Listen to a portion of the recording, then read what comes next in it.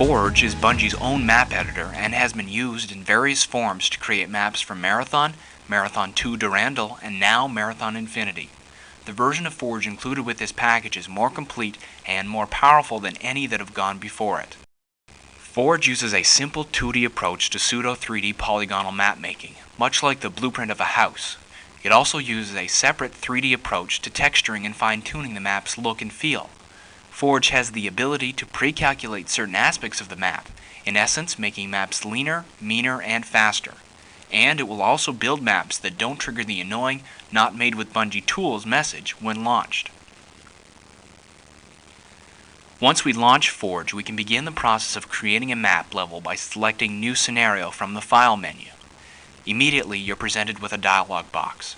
You can name your map anything you like. In this case, I'm going to call our tutorial "Anybody Bring the Bandages." You'll also have to choose the general nature of gameplay, the mission type if not a network level, and the level's look and feel. For a little change of pace, you can select a different environment type. In a vacuum level, a player must use and replenish his oxygen tanks, and only the pistol and fusion weapons will function. In a rebellion, sympathetic aliens will fight alongside the player. Low gravity offers a low-G alien environment, and finally, in a magnetic level, the motion sensor is inoperative most of the time and otherwise is prone to giving false readings. We'll start by creating a simple map using the basic water texture set, a daylight background, and a single-player game type. Our level's mission will be to kill everything, and so we'll choose extermination. And we'll stick to the standard environment type. After we've clicked OK, we're presented with a small tool palette and a grid. Forge and Marathon use a standard unit of measure known as a world unit. One world unit is about 2 meters, or about 7 feet, cubed. Looking at our grid, we can see a series of darker vertices, subdivided by 8 smaller increments, which together form one world unit. A Marathon map can be up to 62 by 62 world units in width and length, but no larger. If a map component is dragged off the edge of the grid, it will wrap around to the other side and corrupt the map. Ceilings by default are 1 world unit in height, just accommodating the Marine, who stands about 6 feet tall. The height, the floors, and ceilings are fully editable though, from -9 world units deep to 9 world units tall, or a total vertical height of 18 units. Now that we have an understanding of the basics, we can start the fun stuff, building a simple level.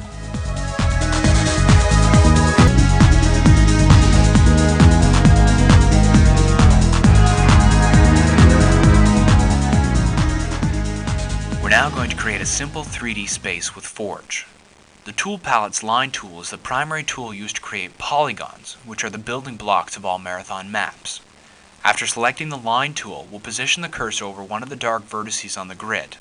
Now, clicking and holding down the mouse button, we'll drag the cursor, and you'll notice the cursor is now being trailed by a line, to the dark vertex 1 world unit below the first vertex.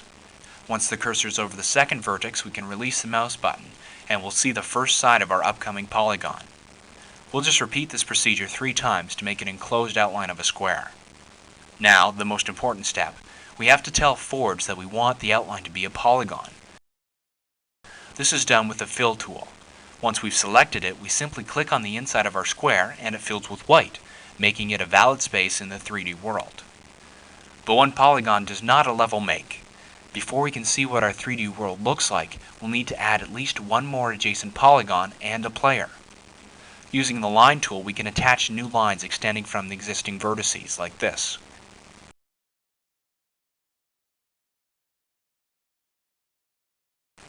After we've created these lines, we'll need to use the Fill tool to activate them. A blue line will appear where the polygons are joined. Next, we'll select the tool palette's skull, which is actually the object tool, and click on one of the polygons. When confronted with this dialog box, we can select Player from the group menu and adjust the direction which the Marine is facing. We now have a small 3D space we can explore. Select Visual from the View menu and we're treated to a field of white. But don't be fooled, the level is right there in front of us, waiting for us to paint on some textures. We'll just select a nice wall texture from the texture palette and click, and our world starts to take shape.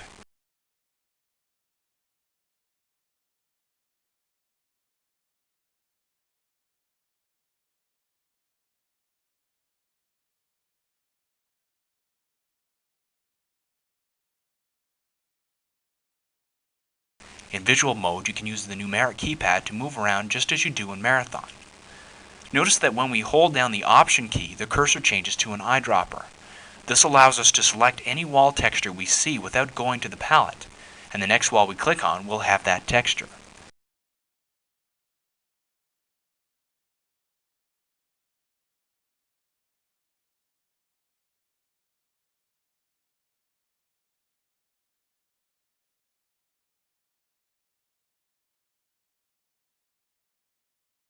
If we don't like the placement of the texture, we can change it simply by holding down the Command key while we click on the wall.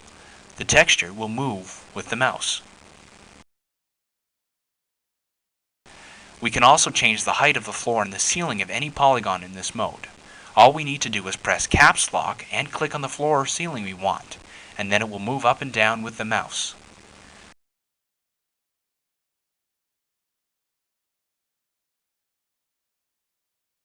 We can also assign walls, ceilings, and floors a variety of attributes in visual mode. For instance, we can make the lights on the ceiling pulsate back and forth.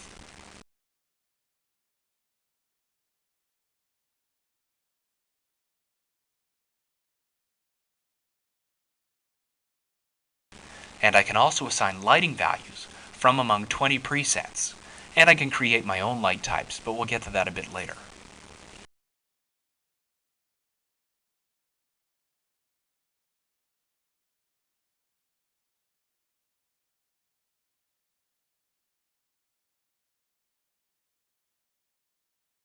Now that we've experimented with our first 3D space, we need to review a few simple rules for making polygons. Firstly, no polygon can have any concave angles within it, i.e. no angles greater than 180 degrees. Larger rooms, like the one we just made, must be created with multiple polygons. If you create a polygon with a concave angle, it will not fill.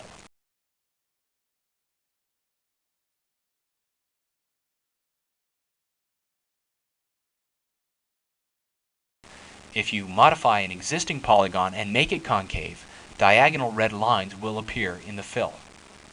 Secondly, a polygon can have a maximum of 8 vertices. Thirdly, polygons can only be attached to one another if they share vertices. Adjacent polygons will act as an expansion of the floor, allowing the player to see and walk to that polygon, so long as the floor and ceiling heights are compatible. Finally, polygons that overlap each other cannot be attached to each other. Interestingly enough, it is actually possible for two polygons to share the same physical space, but you'll be unable to see any evidence of the intersection in either polygon. Now, if you're at all familiar with 5D space, you'll know what I mean.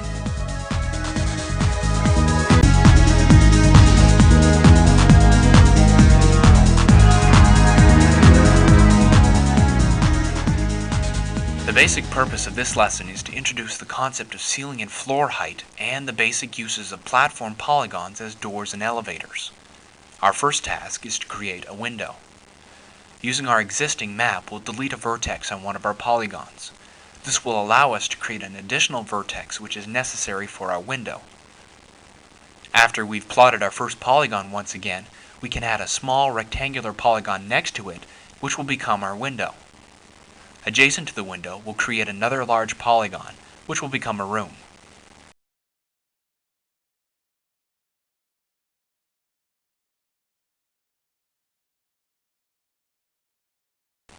And to activate the polygons, we'll fill them in. Our next step is to enter visual mode and texture the new polygons. Now, for the sake of brevity, I've applied many of the textures already. Where there was once a wall, there is a new doorway to a larger room. Now we must transform that doorway into a window by adjusting its floor and ceiling height. While we can adjust these heights within visual mode using the mouse and the caps lock key, the draw mode offers a more simple way to assign floor and ceiling heights. Under the View menu, you'll notice an elevation submenu with floor and ceiling options. We'll select Floor. Notice that the grid has changed slightly. The floor heights of all polygons are now color-coded, and a small floating window has appeared. The floor height of all polygons is currently 0, as indicated by this shade of red.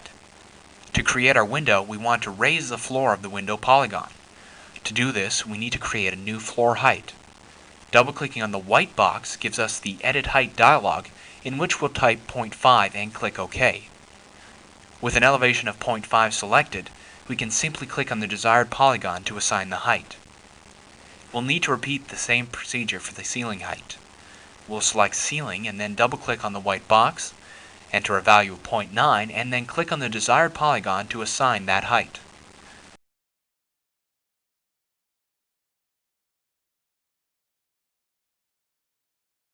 Entering Visual Mode, we'll see our new window. To polish it up, we'll add the appropriate textures.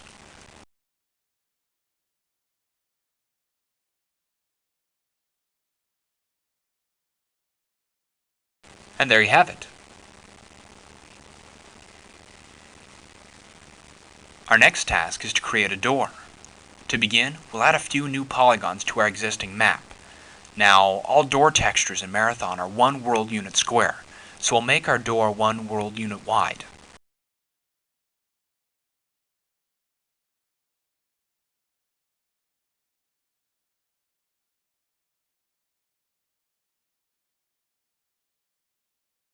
After we fill these polygons, we'll use the Selection tool and double-click on our door polygon.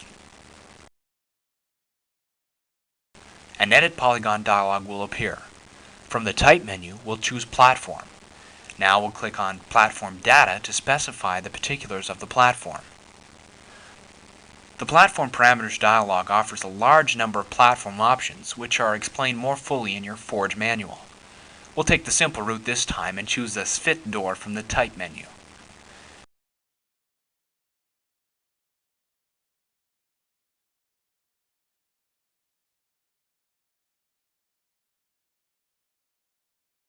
We'll now go to Visual Mode to see the results.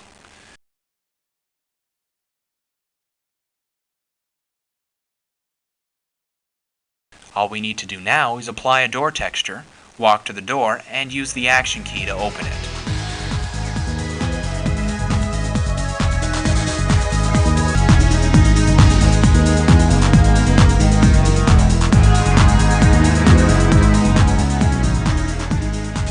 The most interesting Marathon maps use switches to control lights, platforms, and liquids.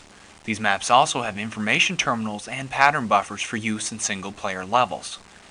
Thankfully, adding these items to a level is as easy as creating a window or a door. Using our existing map, we'll add polygons for a terminal, a pattern buffer, and a switch.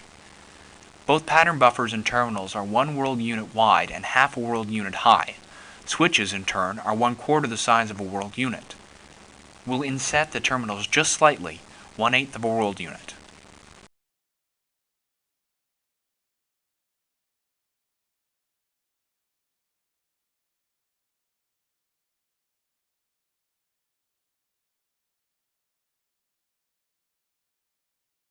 After we've filled our new polygons, we need to assign their floor and ceiling heights.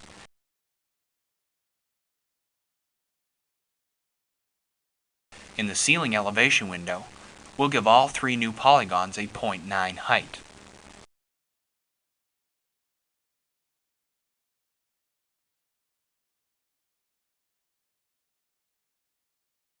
In the floor elevation mode, we'll create a new height, 0.4, remembering that our terminals and switches must be 0.5 world units tall. And we'll assign it to the new polygons.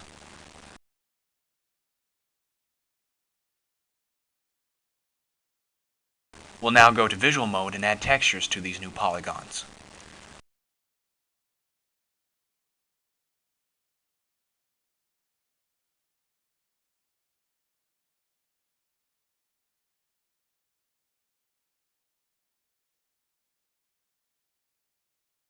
To make this indentation a pattern buffer, all we need to do is select the pattern buffer texture and apply it. A control panel dialog box will pop up, and from the Type menu, we'll choose Pattern Buffer. And there you have it. Next, we'll move on over to the Future terminal and paint it.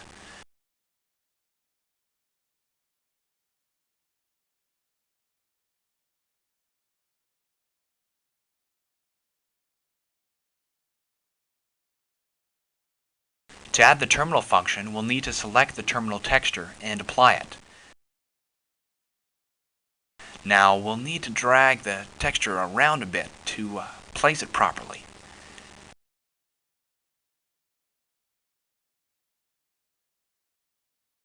Clicking on the terminal will call up the Control Panel dialog box, and from the Type menu we'll choose Computer Terminal. Now, terminals differ from pattern buffers in that they require a text script to display text and/or pictures when activated. Detailed instructions on creating such scripts can be found in your Forge manual. For now, select Script 0 and click OK. Our next task is to create a switch. Turning to our unfinished wall, we'll clean it up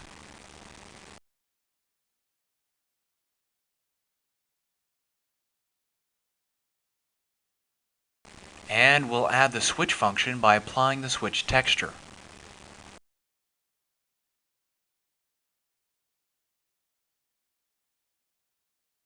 Clicking on the switch will call up our familiar dialog box, and from the Type menu we'll choose Platform Switch. Below that is a platform number menu with one possible selection, the platform number of the door we created in the last lesson. And there's our working door.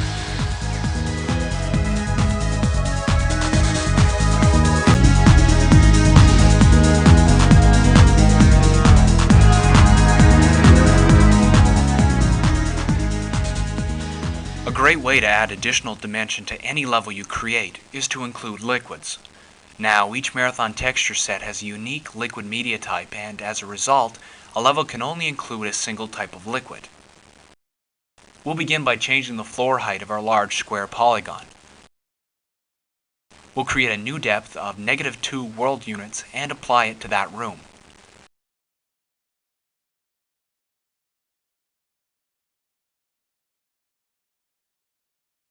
Next, we'll select liquids from the View menu. Our map will change slightly and all polygons will be grayed out. Notice the new Liquids palette. Much like the floor and ceiling height palettes, we can create a new liquid by double-clicking on the white box. In this new Liquid Media dialog box, we're presented with a number of options. Our media type, as mentioned before, is restricted to water within this level. For now, we'll add a little flow to the water, 0.01, and we'll assign the water's depth the same depth as our room, -2 world units. Finally, we'll change the flow direction of the water.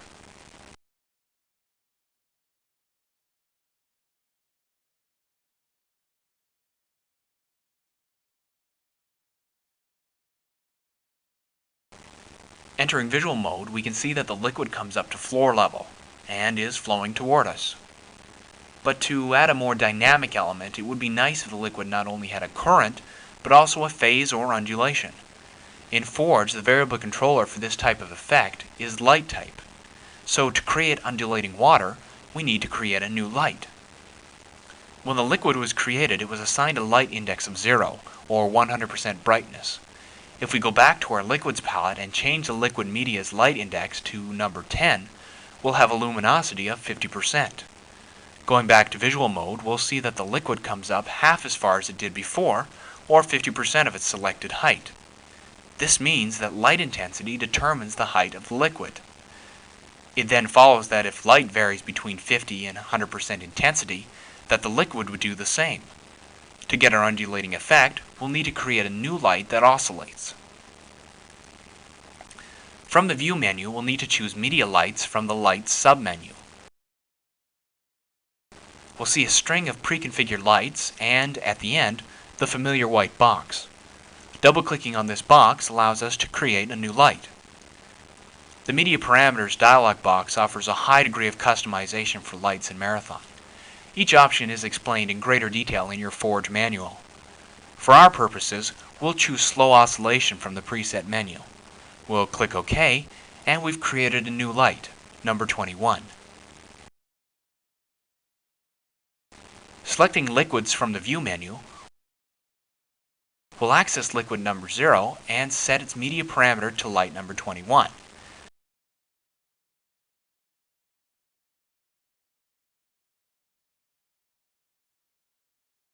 We'll then return to visual mode and behold, we have a body of water with a rather fast tide.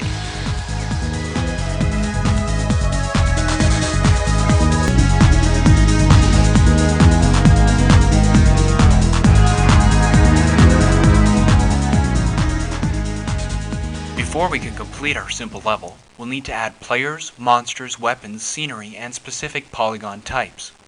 To do this, we'll need to use our skull tool to add objects to the map. This is a fairly straightforward process. Clicking on the map, we'll call up the Edit Object dialog, where we can select Monster, Scenery, Object, Player, Goal, and Sound. We've already placed a player, so to start, we'll add a monster, a fighter major, and we'll change the direction he's facing. We'll have him activated by the player, meaning that the monster will spring to life only when the Marine approaches it. Other options include making the monster invisible, making the monster transport into the room and fall from the ceiling, making the monster blind, which means you'll have to make some noise before it detects you, and making the monster deaf, meaning that the monster will not be activated by the sound of nearby gunfire. Next, we'll place an object. Using the skull tool, we'll click on an area of the map where we want to have the object placed. We'll choose Object from the Group menu, and then we'll select Missile Launcher from the Type menu.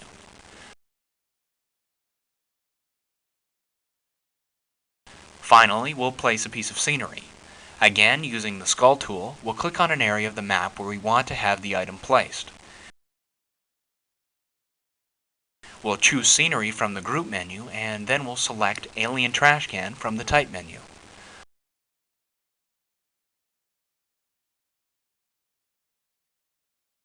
To keep RAM requirements down, Forge will only display scenery in visual mode.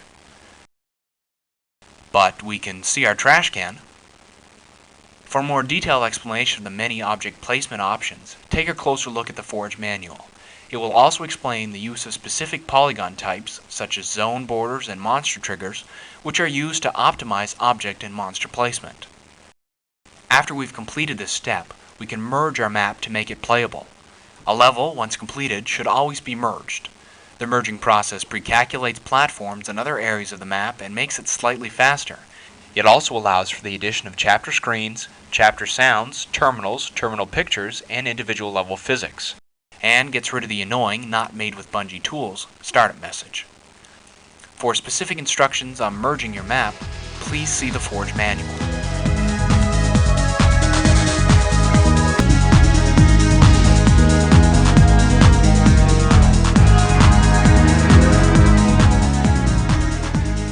A network map differs from any other in two distinct ways. Firstly, it should not have terminals or pattern buffers. Secondly, it has to cope with the continual regeneration of players as they are killed and re-enter the level. The first issue is a simple map-making problem. The second, however, relies on making weapons appear continually. This process is governed by the Set Item Parameters option under the Special menu. When we choose item parameters, we're presented with this dialog box. From here, we can specify the parameters of any object on our network map. For example, we can choose Plasma Pistol from the Type menu and set an initial count of 3. This means that when the network game begins, there will be 3 pistols to be found. We can also set the minimum count to, say, 2 pistols, which means that there will always be 2 pistols in gameplay, either in use by a player or on the ground. Likewise, maximum count limits the total amount of plasma pistols available at one time. If we like, we can specify a total number of plasma pistols available throughout the game. In this case, if we enter 20, the plasma pistol supply will be exhausted after a total of 20 pistols have been generated by the game. We can also tell the level to generate an infinite supply of the weapon by clicking on Infinite Available. The appearance percentage box allows us to specify how quickly new weapons will appear, especially important after existing ones have been removed from gameplay by dying players. The percentage refers to the probability of the weapon appearing in every 1 second cycle. If it is set to 100%, a new plasma pistol will appear almost immediately after one is removed from the game. If it is set to 0, a new pistol will never appear. For more prized items, like the missile launcher and flamethrower, a lower percentage is often used to make the item a rare find. Finally, we can choose random location to add variety to the level. Instead of appearing at the same place time and time again, weapons will show up randomly throughout the level. The use of random location calls for the need to specify smaller polygons, such as window ledges, switches, and rechargers, as item impassable. Otherwise, the level will place objects in these locations, some of which may not be attainable. If we select the polygon type option from the view menu, we're presented with a color-coded guide to existing polygon types. To make polygons item impassable, we choose that option from the floating polygon type window and click on the desired polygons. If we want to use the level to play King of the Hill, we're also going to need to specify a hill. To do this, we just need to select Team Hill and apply it to the desired hill polygon.